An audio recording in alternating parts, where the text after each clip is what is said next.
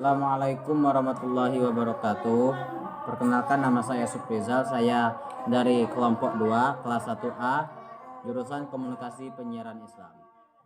Hari ini saya akan menjelaskan sedikit hakikat fungsi ragam bahasa Indonesia. Yang pertama, hakikat bahasa Indonesia. Sejarah bahasa Indonesia itu memiliki dua faktor, yaitu sebelum kemerdekaan dan sesudah kemerdekaan. Asal-usul bahasa Indonesia yaitu berasal dari bahasa Melayu, yang artinya karena bahasa Melayulah yang menjadi dasar bahasa Indonesia saat ini. Mengapa bahasa Melayu diangkat sebagai sumber pemakaian bahasa resmi bahasa Indonesia? Itu karena ada empat faktor, yaitu kedudukan yang telah berabad-abad sebagai bahasa perhubungan antar pulau. Yang kedua, bentuk tata bahasanya yang luas, mudah dipelajari sehingga modern. Di samping itu, ucapan kata-katanya yang sama dan bentuk kata-katanya tidak mempersulit untuk mempelajarinya. Yang ketiga, bahasa Melayu tidak banyak mengenal tingkatan-tingkatan spek level seperti yang dapat dalam bahasa Jawa, Sunda, Madura. Jadi ada suasana yang demokratis. Yang keempat, bahasa Melayu bersifat reseptif, artinya mudah menerima masukan dari bahasa daerah lain dan bahasa asing, sehingga mempercepat perkembangan bahasa Indonesia di masa mendatang. Kalau di masa penjajahan, bahasa Melayu juga tetap dipakai sebagai bahasa perhubungan yang luas.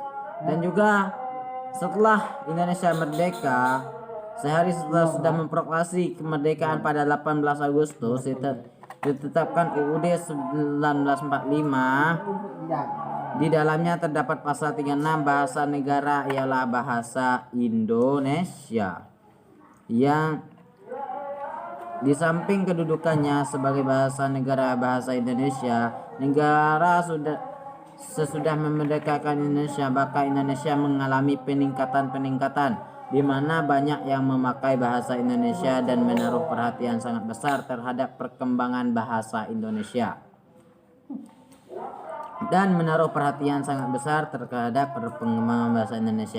Di antaranya melalui perbentukan lembaga yang mengurus masalah kebahasaan, yang sekarang ini menjadi pusat bahasa dan menyelenggarakan Kongres Bahasa Indonesia. Perubahan ejaan bahasa Indonesia dari ejaan yang pujisen ke ejaannya sewaan, sehingga ejaan yang disempurnakan selalu mendapat tanggapan dari masyarakat.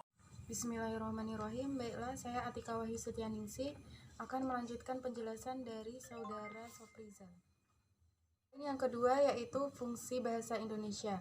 Secara umum, fungsi bahasa Indonesia adalah: yang pertama, menyatakan ekspresi diri; yang kedua, sebagai alat komunikasi; yang ketiga, sebagai alat untuk mengadakan integrasi dan adaptasi sosial; yang keempat, sebagai alat untuk mengadakan kontrol sosial; yang kelima, lambang kebanggaan nasional; yang keenam, lambang identitas nasional; dan yang ketujuh, alat pemersatu bangsa; yang kedelapan, sebagai alat penghubung antar daerah dan antar budaya. Poin yang ketiga yaitu ragam bahasa. Ragam bahasa adalah variasi bahasa yang terjadi karena pemakaian bahasa. Ragam bahasa dapat dibedakan berdasarkan media pengantarnya atau cara berkomunikasi, dan berdasarkan situasi pemakainya. Berdasarkan media pengantarnya, ragam bahasa dapat dibagi menjadi dua bagian, yaitu yang pertama ragam lisan dan yang kedua ragam tulisan. Berdasarkan situasi pemakaiannya, ragam bahasa dapat dibagi menjadi tiga macam. Yang pertama ragam formal, yang kedua ragam semi-formal, dan yang ketiga ragam non-formal. Assalamualaikum warahmatullahi wabarakatuh. Saya Rosi Amelia Putri dari Prodi KPI 1A akan melanjutkan presentasi yang dibahas oleh Saudari Atika Wahyu Setianingsih mengenai ragam bahasa Indonesia. Ragam bahasa. Saat mendengar kata ragam, tentu terlintas dalam pikiran kita adalah sesuatu yang tidak sama atau berbeda bahkan saling bertolak belakang. Dalam Kamus Besar Bahasa Indonesia, ragam bahasa berasal dari dua suku kata, yaitu ragam dan bahasa. Ragam yang berarti macam atau jenis, dan bahasa berarti interaksi. Sehingga disimpulkan bahwa ragam bahasa adalah kumpulan bahasa sebagai alat komunikasi atau interaksi antara objek yang memiliki spesifikasi tertentu. Tidak asing lagi bagi kita jika dalam suatu bahasa memiliki makna yang sama dengan pelafalannya. Berdasarkan media pengantarnya, ragam bahasa memiliki dua jenis, yaitu ragam lisan dan ragam tulisan. Ragam lisan merupakan bahasa yang dihasilkan melalui alat ucap dengan fonem sebagai unsur, sedangkan ragam tulisan adalah bahasa yang dihasilkan dengan menggunakan tulisan atau rangkaian huruf sebagai Ciri-ciri dari ragam lisan yaitu memerlukan orang kedua atau teman bicara, yang kedua berlangsung cepat dan tanpa alat bantu, yang ketiga kesalahan dapat langsung dikoreksi. Contoh dari ragam lisan yaitu berbicara, berpidato, berdiskusi, dan berdebat. Yang kedua, ciri-ciri ragam tulisan. Ragam tulisan memiliki ciri-ciri diantaranya tidak memerlukan orang kedua, memperhatikan unsur gramatikal berupa subjek, predikat, objek, dan kata keterangan, serta selalu memakai alat bantu.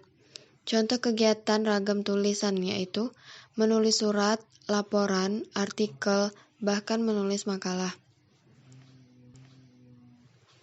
Sedangkan berdasarkan situasi pemakaiannya, ragam bahasa dapat dibagi menjadi 3 macam. Yang pertama yaitu ragam formal, merupakan ragam bahasa yang digunakan pada situasi resmi. Yang kedua, ragam semi-formal, yaitu ragam bahasa yang peraturannya tidak lengkap dan dalam segi struktur. Yang ketiga, ragam non-formal, yaitu ragam bahasa yang digunakan dalam kegiatan sehari-hari. Contoh pemakaian ragam non-formal, yaitu dipakai untuk berbicara sehari-hari di rumah, bergunjing, bercerita, dan mengobrol. Sedangkan dalam formal lisan dipakai untuk berceramah ilmiah, berpidato, berdiskusi formal, dan berdebat resmi. Ragam non-formal berupa tulisan dipakai untuk menulis surat kepada kerabat, kepada teman, kepada pacar, dan menulis catatan harian. Kemudian ragam formal berupa tulisan dipakai untuk menulis surat resmi berupa makalah, artikel, proposal, dan laporan formal.